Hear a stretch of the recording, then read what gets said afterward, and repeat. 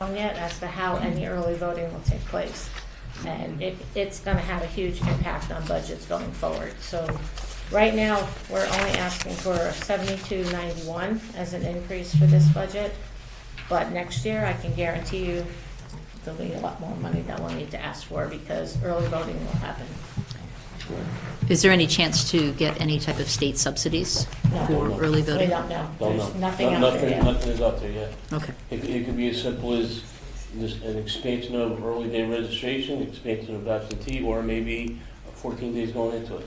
We Mhm. don't know any of it. Okay. And we don't even know if it'll happen next year. Right. We do have a primary in this budget, so there'll be a presidential primary in April of 2024. So that's one more budget, one more election that we'll have. So Lori Jean, just to get the number down for the members and for our book here, I have new. you're asking for one, yeah, that'd be good, yeah. Yep. All right, I got it. thank you. Thank you, thank you. Thank you.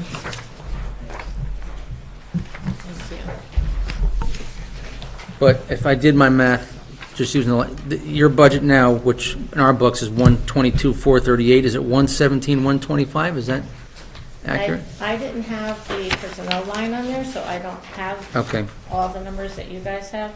all right. Oh, they put it, okay. So really, the only, if you'll see on that sheet, the only increase we're looking at is the two line items. And the majority of it has to do with minimum wage. So actually, from what I can tell, the difference in our books and what you have here is election day. It was in the book at 49.2, it's here at 45,141. Correct. Okay. And since we are on camera, we'll put out a plug. If anybody wants to work the elections, please let us know. Especially made Republicans, believe it or not. Okay. Any of the members have questions on the Registrar of Voters budget? Great, thank you so much. Thank you for your dedication. Thank you. Gary? Good job.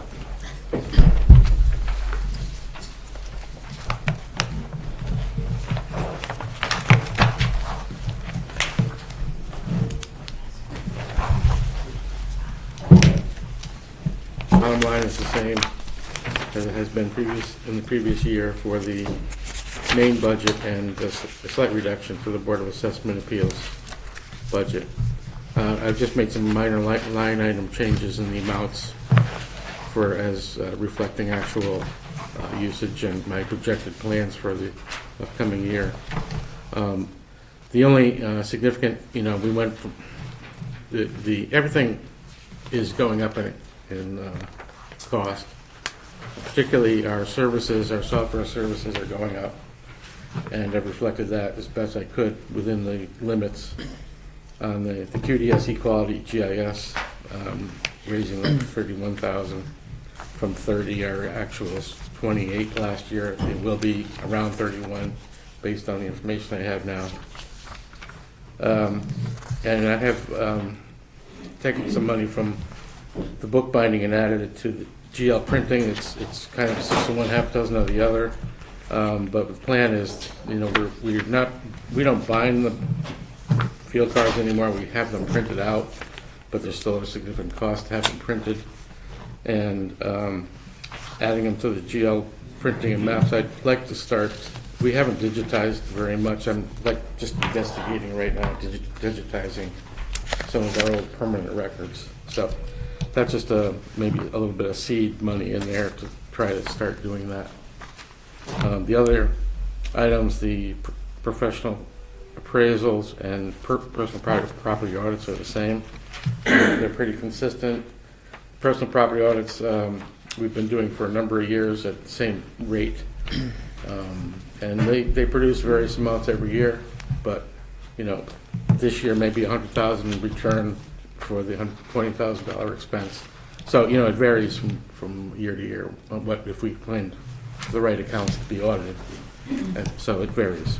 Gary, in the current year, we've expended 10, and our revenue budget showed 0 for revenue. Is that accurate, do you think? For, For the current year, we've expended 10 for the personal property tax audits, and we're showing revenue of 0. Do you think that's accurate? yeah, because we've only started, we 10,000 is the first payment for the auditor. Yeah, Then he completes his work. Once he completes his work, he gets billed for the second half, okay. and then we process the results. So most of the revenue's in the back half of the year, so, Yeah. yeah, okay.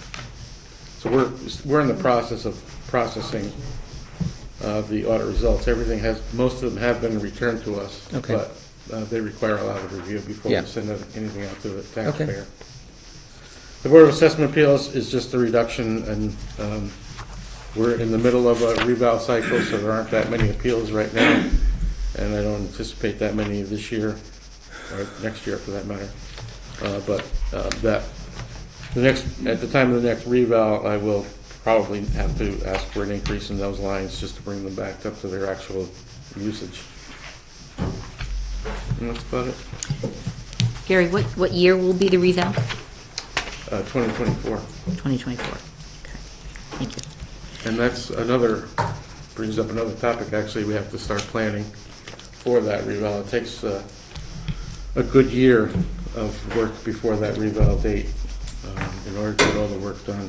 That's a So- physical? Well, Yeah. no, this is It's statistical? Yeah. So it's a lot easier and a lot cheaper, but it still needs to be money that's expended. That was handled by a reserve account. Yeah. Hopefully, It's in the budget. not through my budget. No, it's in the budget every year. I Yeah, saw it, okay. yeah. And Gary, do you have the grand list printout for us? No, we're going to be getting that out to everybody tomorrow morning. We'd hope to have it tonight, but we were tied up this afternoon. so. Okay. Thank you. Well, that's a request that I make every year. I just, the detailed grand list report that goes to the OPM. OPM. OPM. OPM. Yes, and the property records are handled through Equality. Equality, yeah. I mean, are you satisfied with their Yeah. their service and their database? Yeah. Yeah. And GIS expenditures, is that through engineering? No, that's my budget. That's included in this line item. They are the primary user of it, but I pay for it. Okay. So if you want to transfer this to Public Works, that's more than I'd be more than staying out of happy that, sorry. to let it go. No, you can, between you and them. Very nice. All right, thank you, Gary. Thank you very much. Thanks, Gary.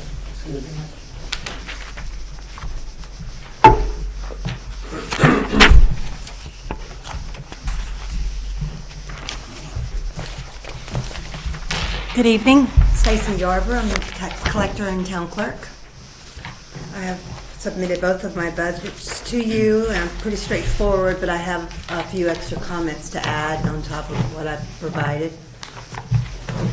First and foremost, what I'd like to point out on the tax side is that, as you all know, postage is going up and is expected to go up again in approximately 6 months. The United States Postal Service. That's approximately a 9% increase in postage, and could happen again. So, as you will see on my my tax line item, everything to do with actual postage for the taxes and the vendor is all lumped into the postage line item.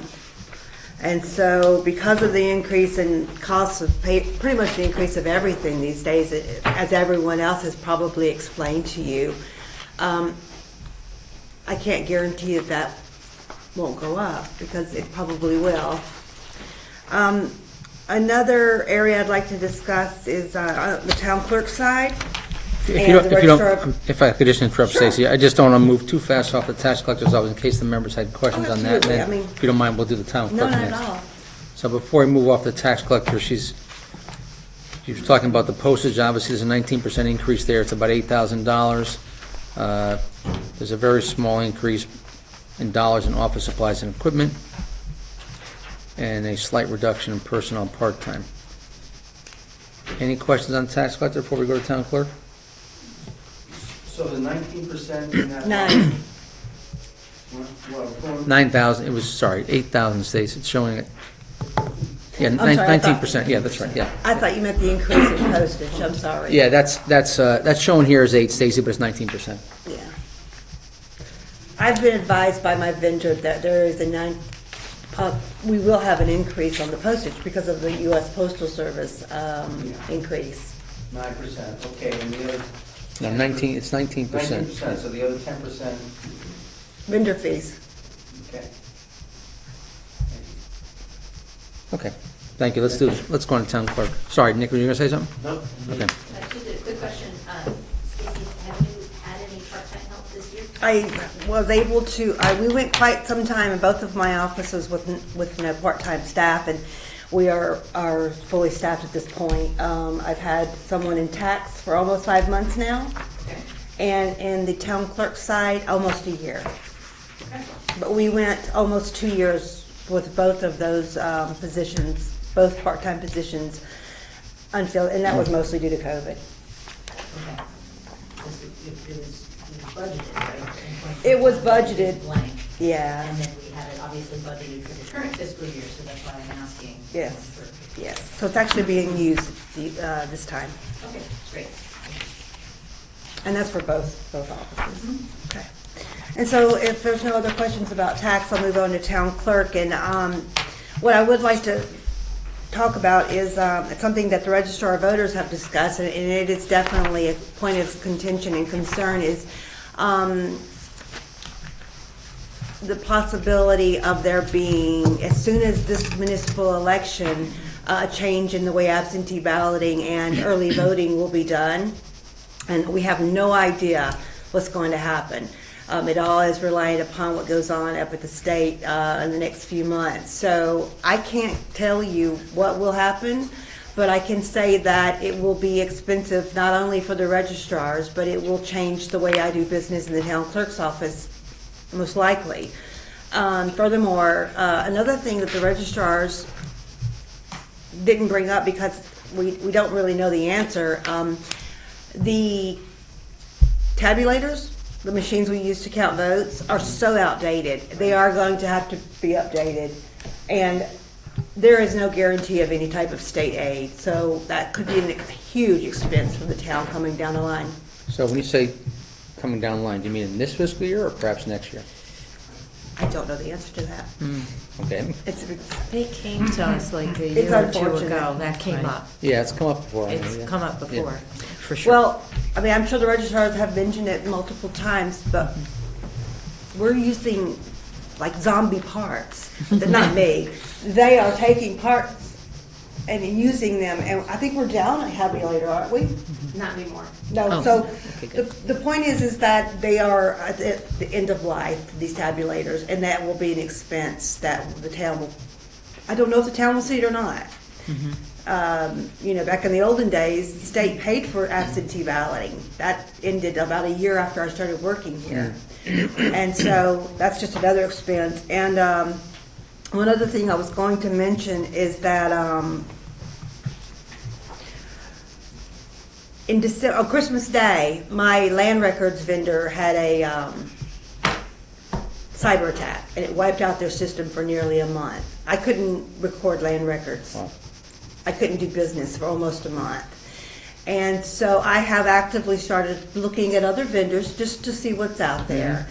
But you may see some fluctuation in the month of December to January, but when we had to catch up Yeah. on the fees and land record recordings, et cetera, just because of what had happened. And so I don't know what will come of my search, but of course I will report it to everyone as I Okay. learn more information. We are back up and running, everything's great, knock on wood, but it was a rough month. Yeah, I'm sure. So for this budget, though, I see a modest increase of 4%, and it's really all personnel, though, right? That's correct. Nothing else is going up. No, I try to keep it all together. We all do, and most of us fail, that's the problem. I did have a question. We've had the same land record auditors for as long as I've been in office, so that's almost 14 years. Has there been a discussion on changing it or perhaps increasing the fee to the currently existing auditors? I couldn't even tell what land auditors do, so it's never come up in front of, that I know of. So we can talk about that offline. I'm just Yeah. curious, because I didn't budget for any of that. Okay, great, thank you. And they come in and they go through my year's records Right. to make sure we are doing it correctly. It's a state statutory requirement. Okay.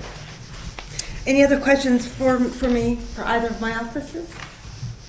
Try Okay. to find a vendor who takes care Yeah. of cybersecurity. Right, yeah. Well, I'll tell you what, I'm gonna just throw it out there. The move is to go to the cloud. Everyone wants Oh, to sure. go to the cloud. I know, and everyone says the cloud's not hackable, but it is. Anything is hackable, but Anything is hackable. obviously they didn't have a lot of Well, you know, options there. things happen, but I will Yeah. put a little plug in. We have the best IT department in this town. Alex is on top of it. He's always there, and he's always got a remedy, and he's just wonderful. So I just think that I can't say good enough things about him because he's so great. His department is wonderful. So. That's good to hear. That's great to hear. All right, thank you, Stacy. Thank you, Stacy. She pays her salary increase herself. Is that handled through the administrator's contract or anything like that? or No, No. no. Okay. All right.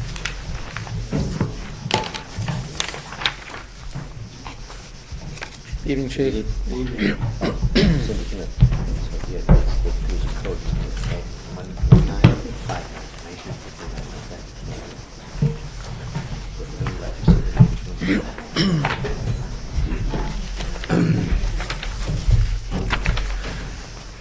Two fine-looking gentlemen. We're going to roll right into this, or are we waiting for something? Just waiting for you. Good. Great. Good evening, everyone. I'm Kevin Glenn, Chief of Police. This is Andrew Stavridis, the Deputy Chief of Police. I'd like to thank the Board of Police Commissioners for being here for this long night, showing support for the two of us, but more importantly for the budget that we are presenting this evening. So Chairman, I'd like to start with page 26, if Thank you. that's okay. Yep. The top of page 26 is our full-time personnel line. In addition to what you see in front of you, I'd like to add one full-time dispatch position. As you can imagine, between the submission for this budget in December, early December, and now, there's a lot of moving parts to public safety or any department. So we've identified a weakness there. I'd like to just briefly explain. I know it's been a long night already. Currently, we have 8 full-time positions in the dispatch center budgeted for. We have enough staffing with those budgeted positions to have 2 dispatchers at all times on the day shift, 2 dispatchers at all times on the evening shift, and on the midnight shift, between midnight and 8 o'clock in the morning, only 2 dispatchers, half the time, and the other half, only 1 dispatcher.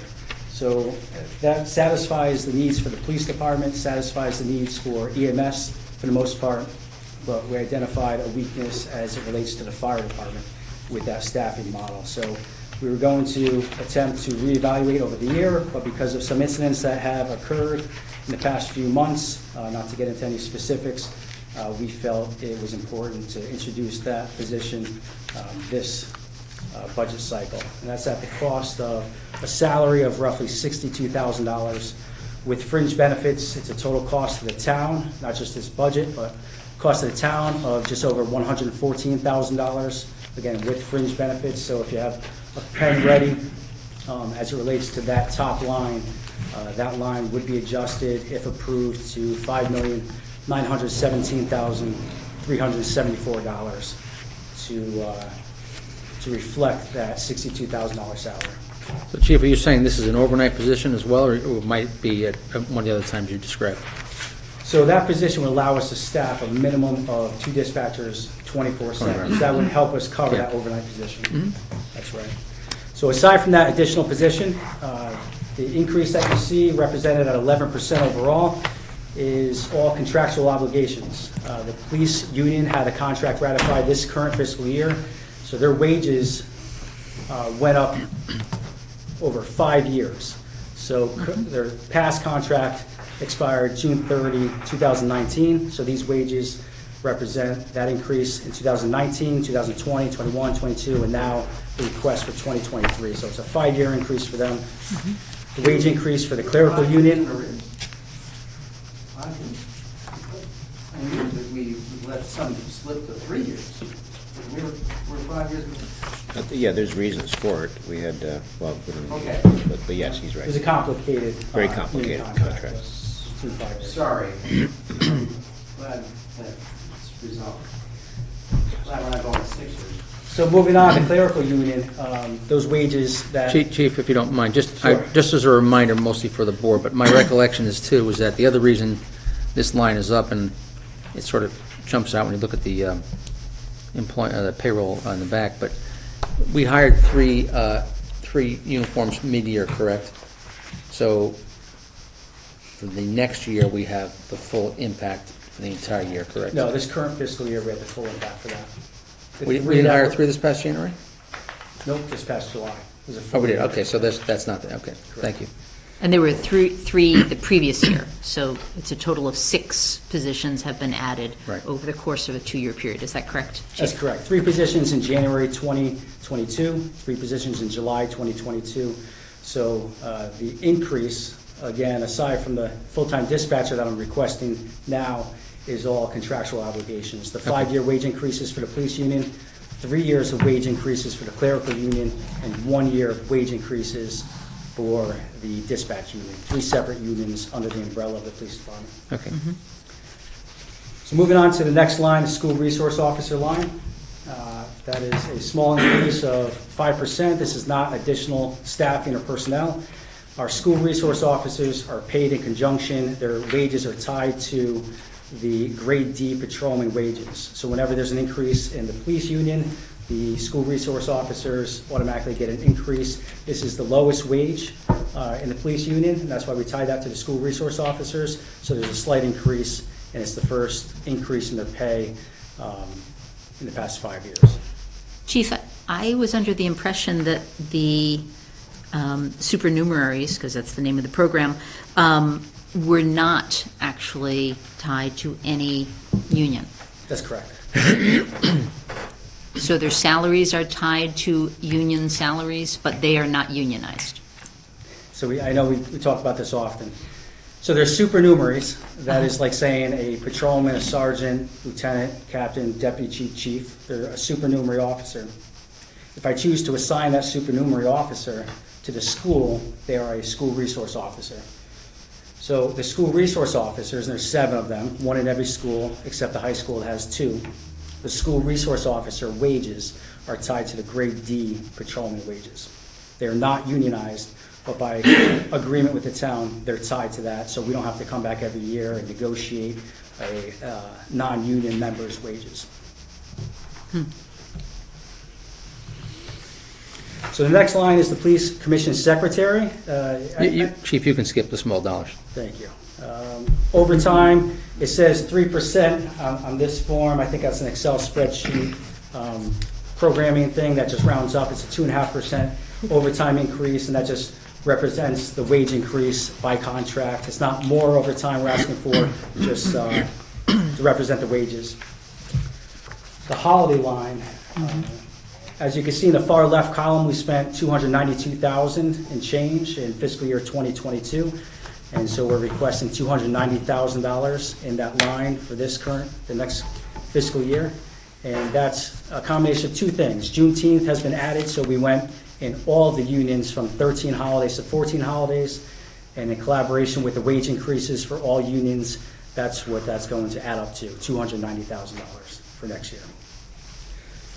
Next line is uniform cleaning allowance. Again, this is a contractual obligation. Police, by contract, are giving X amount of dollars for cleaning and clothing. Dispatchers are also given a stipend for that, so it's just the amount of staff we have multiplied by that contractual obligation, and that's the number we come up with. Next line is training. This is what I think is a modest increase request of $10,000. In fiscal year 2022, we spent $58,000 and change, so this is on par with that year. That was the first year that we began with the police accountability bill at the time, now police accountability law, with the increase in mandatory training as well as POST, which is the state of Connecticut certification body that increased not only mandatory training but model policy. So that really drove that cost up. And again, this is spread over 56 full-time police officers as well as our dispatchers and clerical folks. So $60,000 total really is less than $1,000 per year per person. It's fairly modest.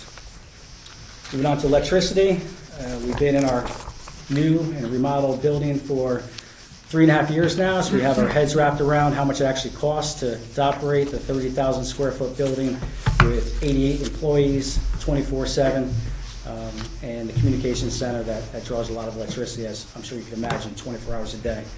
So we spent roughly $45,000 in fiscal year 2022. We're on pace for this current fiscal year, so I just think it's responsible to adjust that from $40,000 to $45,000. Moving on, building Excuse maintenance. me, Chief? Sure. Are you saying building maintenance, repairs, and supplies, or is this a different? That was electricity. That was electricity. Oh, just electricity, sorry. We haven't gotten down to what I was asking Yep. about. Go ahead. Moving on to gas and oil, I think this speaks for itself. Yep. We've all seen the impact of this. Uh, All right, so I'll move on from there, but you can see the far left column, how much we spent, how much we anticipate spending. I think this is a modest request, and this may be something that we talk about next year, depending on how the world works in the next few months. Moving on to the building maintenance, supplies, and repair that you were just touching on. This used to be 3 different or separate line items. It was combined many years ago, so I just want to touch on each one of those: maintenance, supplies, and repair. First, the repairs line. This is difficult to track, as you can imagine. It seems like a brand new building, but if you operate any large building 24 hours a day, 7 days a week, there's going to be repairs. For example, we recently had a $5,000 repair to a generator that's only 3.5 years old. We recently had an issue with hot water in our locker rooms and our bathrooms. That cost us $1,000, and then a $5,000 bill for a building security issue that we had with some of the equipment there. Those repairs, we do our best to maintain the building as best as possible, but those repairs are going to come up from time to time. Moving on to supplies, it's fairly easy to track this. Even with inflation, the supplies out of that line are really minimal, so we're not going to address that. But the maintenance of the building is really the driving factor for this request. We have roughly 24 maintenance packages to address a slew of different pieces of equipment: HVAC generators, technical support, boilers, hot water heaters, and I could go on. And those maintenance packages are between $500 per year and $10,000 per year. So this line has not been increased in 7 years. In the last 5 years, we've exceeded this budget in this line that we've been given. So my intent was, even though these maintenance packages creep up just a little bit each year, there's so many of them that creep really adds up. So my intent was to increase that to $40,000 for this upcoming year. And then, and Ingrid can chime in if she would like, if there's any questions. I was asked by the finance department, not Ingrid specifically, but she's on the hot seat, the finance department, to include another $30,000. It's for an initiative, and maybe this was talked about already, I'm not sure, to make our payroll throughout the entire town more efficient. So the $30,000 is what's assessed for the police department. We have, aside from the Board of Education, the most employees, so the most payroll driven as far as labor intensive. So it will make our payroll more efficient, as well as the finance department downstairs more efficient. The deputy chief and I sat through a training. It seems like a really good program that's going to help us a lot. It's also going to help with audits and, like I said, efficiency. Chief, So- can I just interrupt and ask Ingrid a question? Sure. Yeah. Ingrid, I don't recall hearing about this from other department heads. I have to look into this, but we are making a lot of making more efficiencies on Munis, and this will be tied into Munis payroll. There's a lot of I guess what I mean is, time that 30 we spend. grand is not a small amount of money, and I haven't heard any of the other department heads mention that their budget was affected by this initiative. That's what I'm getting at. I have to look more into Okay. it. Right. Thank you. And related to that, I don't understand how the Munis reporting would be tied to building maintenance and repairs and supplies. It's more on the human resource side, but I will take a look. But at I that. would just think it would be a different line item than building maintenance, repairs, and supplies. Obviously, you have to come up with this money somehow, Right. but it just seems like particularly since the actual for 21, 22 was 32,000, to jump up to 70, it seemed a little strange to me, but now at least I have an understanding of how you got to that number. Thank you. Good. So move on to the next line, equipment. This is a small request of $5,000. This is really driven by inflation. The line's only $10,000. So the percentage increase may look somewhat aggressive, but we're only talking $5,000 for 88 employees over an entire year. So I think it's minimal. Traffic maintenance and equipment. I know this comes up in the Board of Finance meetings from time to time, so I'd like to just spend a few minutes on this. This line covers the cost of repair, replacement, and additional signage throughout the town on public roads. As the Board of Police Commissioners approves signage, we have to buy the signs, the poles, we have to go out there and actually put them in. That's a small part of this $12,000 line that we've been working with for several years without an increase. However, the issue that we face every year is the town owns 18 traffic control signals. So all the traffic control signals that are either not on state roads or in front of fire departments, volunteer firehouses, we own. So we are in charge of maintaining them, repairing them, and replacing them. And as you can imagine, for obvious reasons, for safety reasons, if the traffic light goes out, we can't just ignore it and wait for the next fiscal year. So for example, this current fiscal year, we've already spent over $5,000 just on one intersection. Last fiscal year, we spent over $7,000 on just one intersection. And it could be anything from a car accident, and it's an evading in the middle of the night, the car takes off, and we're on the hook for that. Or just a lot of these traffic control signals are 30, 35 years old, and they're just breaking down. And there's another wrinkle to that, because they're so old, when we call to have them repaired, a lot of times there's no parts for these old traffic control signals. So we put Band-Aids on them, but Band-Aids still cost a lot of money, and they're always time sensitive. They're always on Christmas Eve or Sunday morning, and which drives up the cost. So not tonight, but at some point down the road, we'll probably have to have a conversation about some capital improvements for some of these older traffic control signals. The custodial contract, this is really just a place marker. This contract is going out to bid this year. Those bids, the competitive bids, have not been received yet. I don't believe they've gone out yet either, but from speaking with my counterparts in other municipalities with similar sized buildings, I anticipate an increase of $9,000 roughly to, and that's what drew me to request $42,000. I'd rather start the fiscal year not $9,000 behind, just starting out. So I anticipate that's how much it's going to cost for the custodial contract. Doctor's fees, I know this comes up from time to time in your meetings. There's two categories that feed the doctor's fees. The first is pre-employment onboarding of personnel. We hire somebody, we send them to polygraphs, psychological examinations, drug screening, stress tests, medical examinations, and they're very expensive. So when we onboard a lot of personnel, that drives that line up, obviously. The second category is driven by the police accountability law, which was a bill the first time we talked about it, which dictates that every police officer, now there's 56 police officers with our school resource officers included, we're in the mid-60s. Every police officer every 3 years has to be drug screened, and that costs $250 each screening. Every 5 years, a police officer has to go to a mental health and wellness evaluation. That's about $250 a piece also. So this really drove up the cost.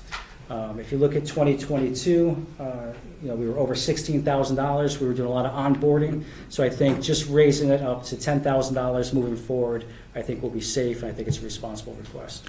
So Chief, next year, will you be expecting any retirements that will require hiring new people and bringing on new people? There's potential. We have a few eligible to retire. Nobody has submitted any papers or intent to retire, but the deputy and I talk every day about the potential, the 6-month outlook, the 1-year outlook. So there's potential for that. There's possibility, but more than likely, the vast majority is going to be in the second category of doctor's fees. Got it. Moving on to the PD-CAD Next-Gen software line. This covers a number of different software programs internally. This includes software licensing fees, maintenance packages, 24/7 response if there's a problem. As you can imagine, our communications center can't close down at 2 o'clock in the morning Saturday night because it's not convenient for somebody, so we need to pay for this. And this is a modest $1,500 increase for inflation. I should have skipped over that one. I apologize, Mr. Chairman, only $1,500. The next line is the regional assets, equipment maintenance. So this covers our 2 regional teams. We've talked about this before. It covers our regional SWAT team and our regional accident reconstruction team.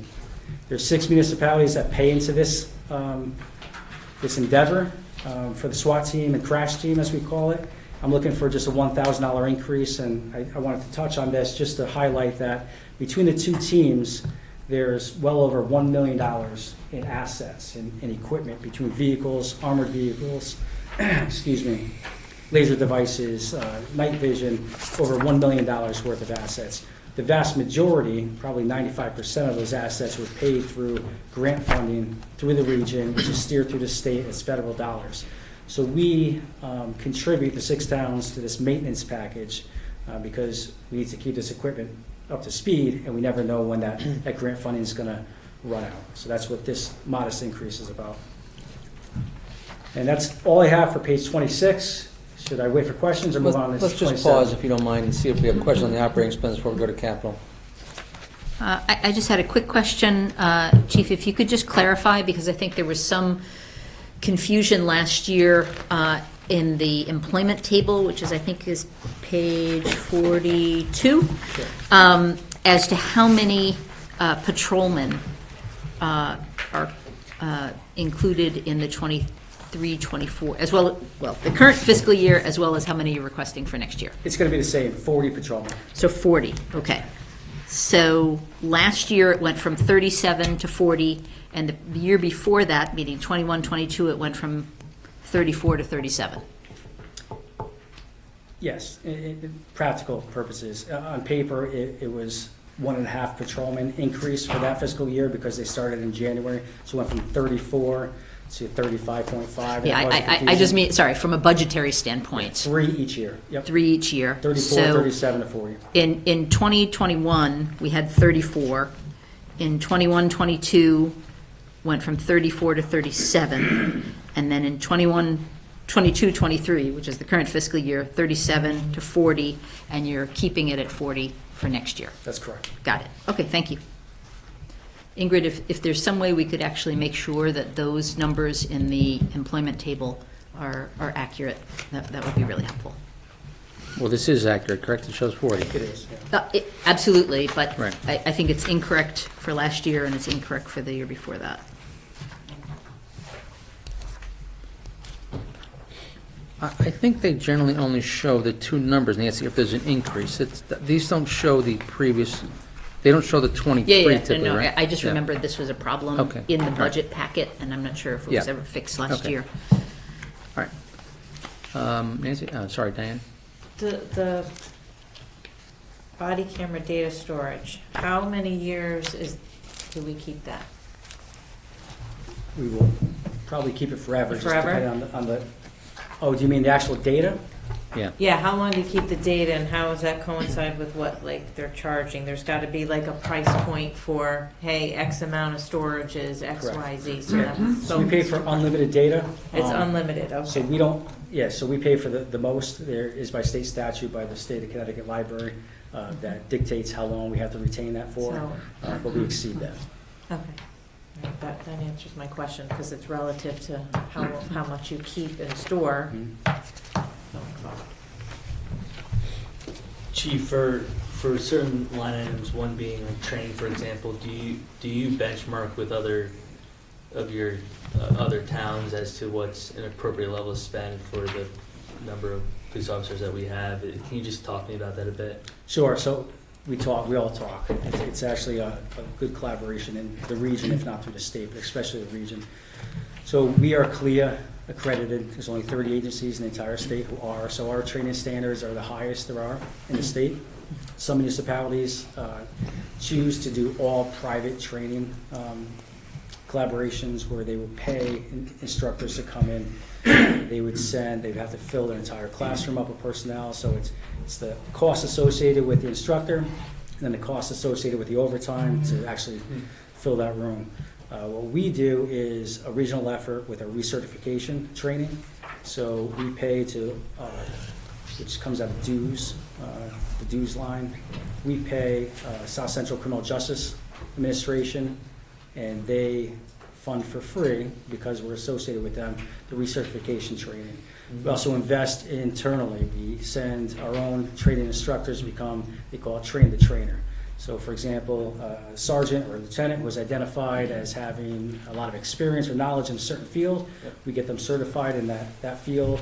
That gives them the ability to come in-house. Now they could provide that training for 1, 2, 3, 5 officers, not on overtime, on straight time, so cuts down costs, not only in training, but overtime. Yeah, thank you. That's helpful. And then just a general comment on line items like electricity, oil and gas. Do we provide like guidance as a town to all the departments rather than have the various town departments budget those line items on their own? And do we look at like data as to where like electric rates are going and where oil and gas rates are going, so that we can have like a uniform approach? I think that's very ideal, and that's what we are trying to implement. Okay. We are looking into that. Because That makes sense. because Yes. it's odd that each Yeah. department head Right. is arbitrarily coming up with their budget Yeah. by like just thinking about it. I'm sure there's some data out there that can help us kind of dial in a better number. But I'm not criticizing the figures that you put forward, Chief. If I could predict the gas and oil for next year, I'd be on CNN or Fox News, not sitting here in front of you. So Yeah, I'm not offended at all. Trust me.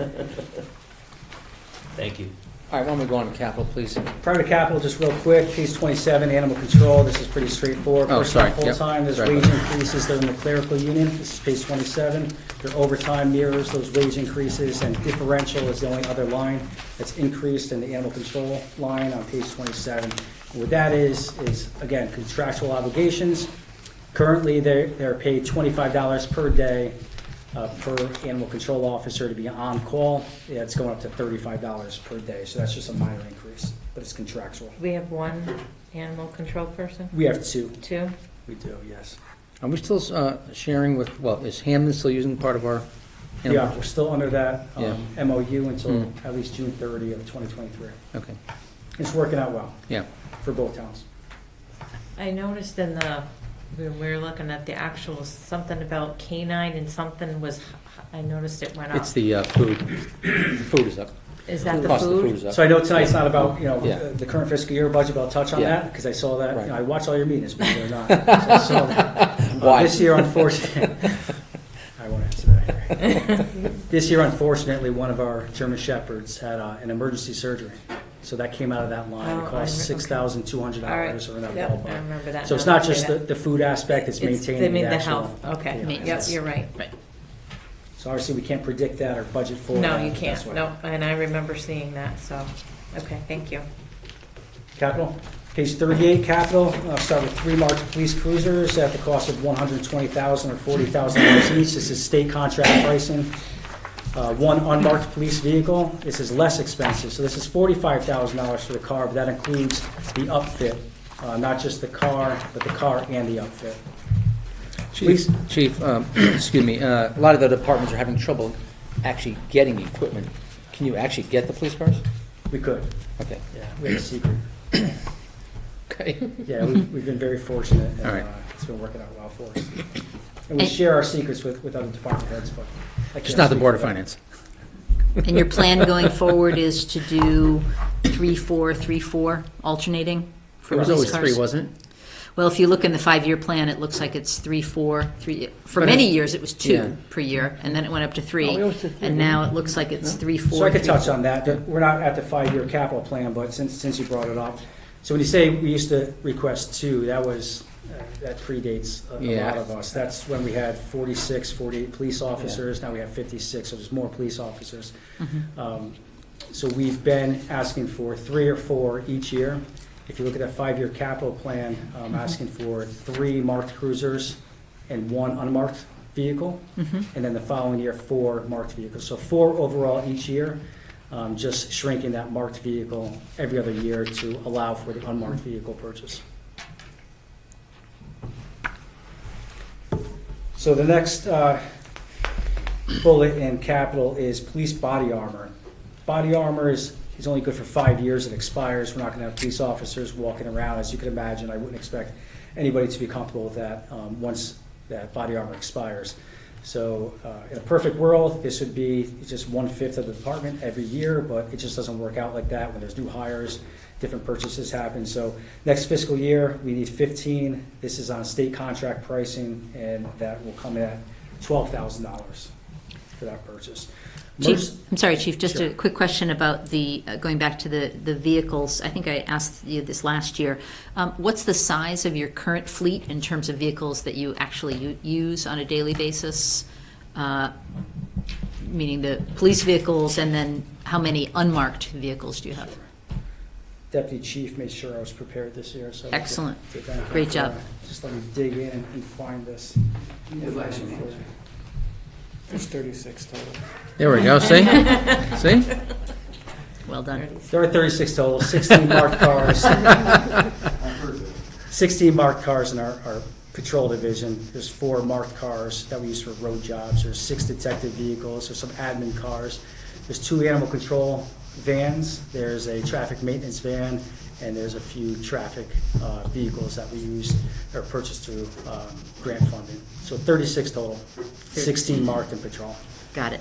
And what kind of criteria do you use for determining which ones you're going to be replacing? Is it, number of miles, the age of the vehicle, and likewise for the unmarked? A number of different things. So I'll talk specifically about patrol, the marked vehicles first, because those are the vehicles that are responding emergency lights and sirens the most often. So safety is our priority. My number 1 priority is officer safety and wellness. So it's a combination of miles. You also have to take into consideration hours on the engine. And in these vehicles that we purchase, just like all of our vehicles, there's no odometer or trigger to track those hours on the engine. So for example, in a 1 8-hour shift, if you drive constantly, you may put 120 miles on that vehicle. But if you drive 40 miles, but for whatever reason you're idling for 6 hours, it's still wear and tear. It's wear and tear on different components of the vehicle. So mileage, hours of operation or idling, the years of service, the track record of maintenance on the vehicle and repairs on the vehicle. So for example, 4 or 5 years ago, maybe 6 years ago now, we were authorized to purchase 3 vehicles. We chose to purchase Dodge Chargers. All 3 of those Dodge Chargers repeatedly had issues with transmissions and front end. So we were spending a lot of money to repair those vehicles out of warranty. So we got rid of those and trade-in earlier than we would have if they were a vehicle that was running smoothly. So it's a number of different components that comes into play. Great. Thank you for clarifying. It's helpful. I didn't even have to find the vehicle information. That worked out well. So the next bullet is emergency lights and sirens, and I think this line is misleading. I'll work with Mr. Monaco to change this for next year. It's not just lights and sirens package that we're putting into these vehicles. Maybe 25, 30 years ago it was, but it's a complete upfit of these vehicles, and it's very impressive when you sit in one of these cars to see how much technology, how much equipment, and it's impressive the cost of this equipment and installation. And also tying all the software and the components together. So it costs about $30,000 per vehicle. So the emergency lights and sirens package, which is really the upfit of the marked vehicles, not the unmarked vehicles, is $90,000 total, $30,000 each. Moving on to the next bullet, firearms. Currently I'm seeking to purchase 65 new firearms to replace our current firearms that we have.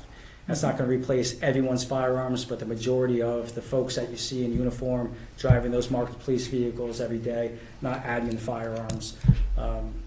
They are going to be 8 years old by the time we replace them, which will be, if approved, which will be in calendar year 2024, towards the end of fiscal year 2024. So 8 years old, that is the end of the life expectancy of a law enforcement firearm. They're not used for target practice or home defense, as you can imagine. They're out in the elements, the rain, the snow, everything. They're taken in and out of leather holsters and plastic holsters. They're being banged against car doors. These officers are wrestling with people and running through woods. So I hope that everyone would support not only the safety of the officers by supporting this, but also the safety of our community. That's the last piece of equipment that we want to fail. in any situation. Chief, are you staying with the same model sidearm, or are you changing the sidearm model? The same, it's a new generation, but it's going to be exactly the same as far as the caliber, 9 millimeter. It's going to be the same feel, it's just going to be a brand new Okay. gun. And because our armors do a great job with maintaining our current firearms, we're going to get a good amount of trade-in value on our current firearms. Are the firearms routinely tested? They are, They are. Yeah. So just to make sure that everybody's safe. absolutely. Excellent. Great news. And finally, last but not least, the last bullet is portable radios. And this is another adjustment, like the first line, I asked for an adjustment to include the dispatchers. This adjustment is only because I didn't receive the official quote until after my budget needed to be submitted. We need 5 portable radios for our officers. I requested $15,000. The number came in at just under $22,000, so I'm asking to make that adjustment. Again, Motorola wasn't able to get me that official quote until a month ago. With the addition of new officers, we need to make these purchases. These radios are really computers, so you can see how expensive they are. So every so often, Norcom, which is our vendor through Motorola, comes in. They do software updates on our radios. They do tests and calibrations. They do updates on different frequencies with our surrounding towns to make sure that through mutual aid, we're able to communicate properly with everyone. But also, they break. Like I said, we have officers out there fighting with people, chasing after people, and just in and out of buildings and cars and inclement weather, they break. So we need to be able to give spare radios to these officers. They have to have a radio every shift, every day. So when they're being repaired or updated and maintained, we need these radios to give the officers. And that's all I have for the presentation. Thank you, Chief. Members?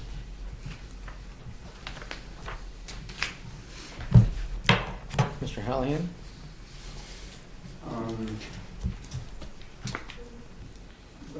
Well,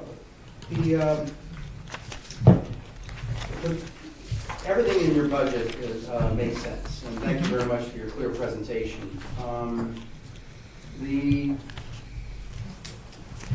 The bottom line figure, of course, is listed here as an 11% increase in your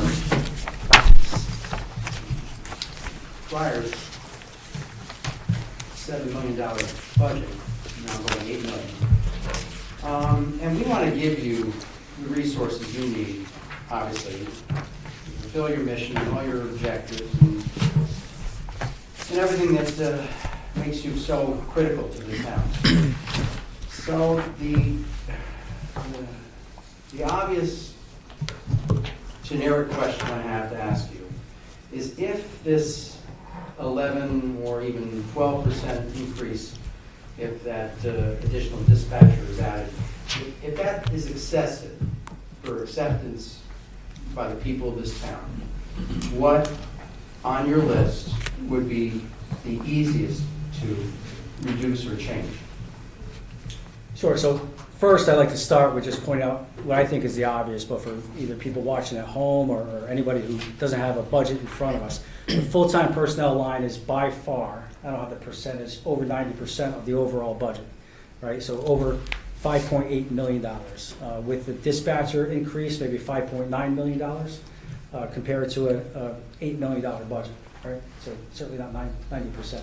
Yeah. The vast majority of the budget. So 5 years worth of wage increases has really driven this. And if that contract was signed, and which is no fault to anybody, this would not be an 11% overall increase. It would be a 2 or 3%. But I'll move on to answer your question. That's an important translation that the first selectman has to communicate at the town meeting, because these booklets are going to be handed out, and obviously that labor line is going to be very close to what we're seeing tonight, and that's something that has to be explained, and this is why I made that request just a couple weeks ago to the finance department for an understanding of all the contractual statuses of all the unions in town, so that we have to be able to translate, and the first selectman has to be able to communicate how many years in arrears what is reflective of the labor line. How many it reflects how many years of unsettled contracts. So, yeah, I know you're talking about 5 years. That might be just 4 increments, or it might be 5 increments. We're not sure. It depends on the dates that you send us in the material that I've requested. But that's critical to how we're going to go and accept or not accept each department's budget and how it's explained to the town. So it's very important. Thank you for pointing out the obvious. Yeah, because the grade A patrolman line in our personnel page there on 42 is an increase of 13%. Now that's either 2.25% for 5 years, or it's closer to 2.5% for 4 years. So we'll get that explanation. And all the other line items on there are contractually obligated. Is that correct? Because those figures come from the finance department usually. Yes. Yeah. Usually you generate them and send them to him. That's right? Yes, we're the one that puts those figures in. Yeah. So there's no steps, or there's no other changes in labor expenses that are not related to contracts on these on page 42 for the police. Is that correct? Yes. Okay, thank you. That's important to understand as a default, as a basis for us knowing that there's discretionary and there's non-discretionary. And if you're keeping the same amount of personnel, whatever our labor attorneys or whatever the contracts say, we are either going to fund or ask for a reduction in personnel. So that's very obvious. And we're not asking for a reduction in personnel. Let's get that straight now. So that's my opening question. My opening question to you was, is there anything in your budget that could be reduced? And since you're presenting your budget, you probably would say not without risking inadequate resources or training. That's a great answer. Good. That's what the deputy would have said. Thank you, Mike. Do any of the other members have questions for the chief? No, I work with these guys every day. I have no questions for them, so. Okay. I have 2 quick questions, again, related to that same employment table. The one secretary salary has gone up by 18.6%. Yeah, And so that is part of the secretarial pool, collective bargaining agreement. Clerical pool, I would Clerical say. pool. It's a wage increase as well as a step increase. So 18.6% is the combination of the two, because that seemed like So kind of 3 years harmonizing. worth of wage increases, but also timing-wise, also a step increase. Step increase as well. And then there's a maintenance man 2 or traffic position that looks like it's been decreased by about He $4,000. recently retired, so when we onboard a Replaced. new person, they would start at a lower step. That's what I assumed, but I just wanted to make sure that this person wasn't reduced. And Chief, if you could just explain to me again, according to the page 42 employment table, it looks like we have 4 dispatchers, and I think you had mentioned 8. Is that right? Nope, we see clerk, dispatchers, in parentheses, 8. You're looking at the part-time. I see. So that's different from dispatcher part-time. Part-time, we have 4 that supplement that, and that's the second line in the overall budget on page 26. There's $80,000 that's budgeted for part-time supplemental help. Okay, and that's specifically for supplementing the 8 dispatchers? Yeah, so the goal is during days and evenings hours, when the communication center is the busiest, that we ideally have a 3rd dispatcher in the center. And Right. that's, we negotiate with the union to allow part-time personnel to bring us up to that staffing level. So I guess that's what I don't understand, is if you have 8 to choose from to cover day and evening, and then for the 12 to 8 shift, you're claiming you only have 2 for half the time and 1 for half the time. why is it that the 4 people couldn't cover? We The- need to the give two- them days off as well. I see. So there's currently 2 scheduled for days, 2 scheduled for evenings, Uh-huh. 2 scheduled for a rotation, which sometimes is days, sometimes it's evenings, and then 2 scheduled for midnights. That makes up our 8. So when the 2 day shift people are off, on their days off, that flop schedule covers them. When the 2 dispatchers on evenings are off, that flop schedule covers them. But when the people are off on midnights, there's nobody there to cover. That's why we need that 9th person.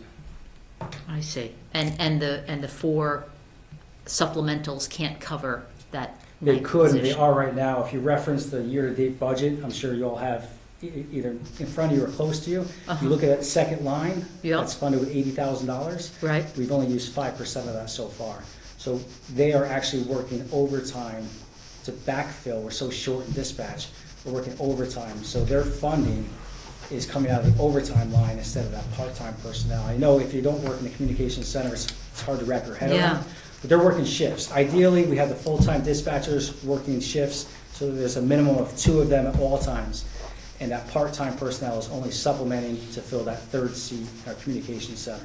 Unfortunately, right now, we're so short-staffed in dispatch that they are working actual full-time spots, even though they're part-time personnel. And they're paid from the overtime line, or as They are. they're paid from this part-time 80,000? It depends what shift they pick up. So currently, the shifts they're picking up is coming out of the overtime line because it's protecting overtime. It's an overtime shift by union rules. I see. And anybody, this isn't just for you, anybody who wants to stop by and get a tour of the communications center, I think it's a lot easier when you see it. You look at the schedule on the wall and you see the seats and what they actually do, Right. opposed to just saying 2, 2, 2. Yeah, no, 1, it 4, is, 8. it is hard to kind of wrap my brain around, particularly when you have 12 people that we're talking about to cover what sounds like 3 shifts. Right. Yeah. So for part-time personnel, for For- a number of different reasons, they're limited with their hours that they can work. Because the 8 full-timers are union and the 4 part-timers are not, we can't integrate them as far as a rotation schedule. So ideally, for most of this current fiscal year, we've had 4 full-time dispatchers, but funded for 8. So there's been so many open shifts. We've relied on the part-time personnel to really help the full-timers answer the phone. Got it. Okay. Thank you for clarifying. Sure. Does anyone else? No, my question was, what you just said, is there ever a chance like that 3rd shift, that you have like 1 person or Half the shifts. half this? So what happens if there's multiple things going on at the same time? It's not ideal, and that's why we want that other. So on the police side, so our communications center dispatches for police, fire, EMS. On the police side, as long as 911 gets answered and we're dispatched, really, in a crisis, we don't need to be dispatched because of the technology we have with our cars and the communication that we've implemented. The police are fine. EMS and fire, if there's a lot going on because we changed to this EMD that you're all aware of, and that's why we got to 8 dispatchers where they have to stay on the phone and ask a series of questions through a script. They're locked onto that phone. So it's a liability in those overnight hours when there's 1 dispatcher. In a crisis, we have a police officer who's in the building, a supervisor, go into the communications center, drop the police business and try to help out. But it's not ideal. Okay, that's kind of what I thought. All right, thank you. So we're always going to answer 911 calls, but we want to do it the most efficient way possible for everyone's safety. Michael? Just as a matter of housekeeping, since that building supply line became very confused with software, The payroll program? yeah. Can that line be split up? Can we throw that into a different line? I Just can consider, talk- yes. okay, consider that, because having it under building supplies is too misleading. We could do that. Just out of a personal note, you're in charge of many of the traffic signals in town, well, at least the 18 we know. I don't know about the ones on state roads. I'm specifically talking about the one on Maple that intersects Layden and Pool. We own that one. You own that one. I've been asking for years if the vehicle sensor on Pool Road can be fixed so that it's not on a strict timer, but on an as-needed basis. Who have you been asking? Mostly people in your position. Okay. Well, I'll take that up with the Board of Police Commissioners at our next meeting. Yeah. Just go and look at it, because it doesn't make sense to me. And then lastly, for the gentleman who's no longer with us, he always asks about the dog. Is it one dog or two, by the way? We currently have 2 dogs. 2 dogs. And, he's always asking what they're up to. So in general, do the dogs continue to be worth every dollar in expenses related to them? Absolutely, yeah. I mean, Because we remember they're when worth we much had- more than what the town is paying. Yeah. They're a force multiplier, they're a public relations tool that really allows us to bridge a lot of gaps with people. who Sometimes otherwise other wouldn't towns, speak other with towns police. utilize Sure. what we have. Mhm. Yeah. Okay, I just had to do that. Bless you. Bless you. He asks every year. Thank you, Mike. That's All all. Thank you, Mr. Chairman. right, thank you, Chief. Appreciate it. Thank you for the job you do. Mhm. You make us proud.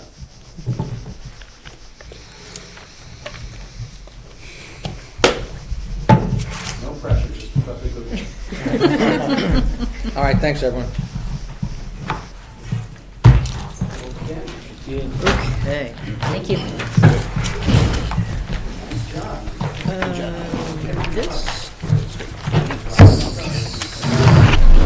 The preceding program is brought to you in part through a grant from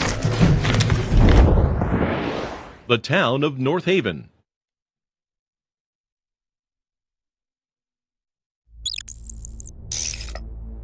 Watch town meetings or other videos on demand at nhtv.com.